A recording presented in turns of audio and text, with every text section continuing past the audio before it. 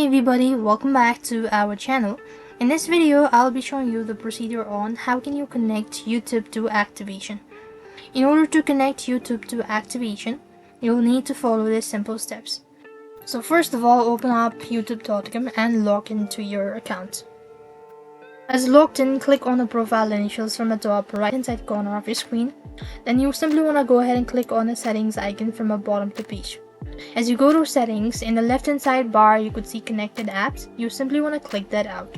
At the first you could see Activation ID, right? So this is actually available. So you simply want to click on connect, and if you're sure about it, read the terms and click on connect.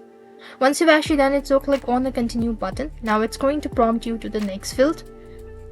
So over here you have to go ahead and enter in the email address and then the credentials associated with Activation account. Once you are done entering the information, then you have to go ahead and read some terms and conditions. So just follow the on-screen prompt, and with that being said, you'll have successfully connected your Activation to YouTube. So that's all for this video. I hope the video was helpful. So that's basically how you could do it. I hope the video was helpful. Make sure to like, share and subscribe. Thank you for watching. See you in the next video.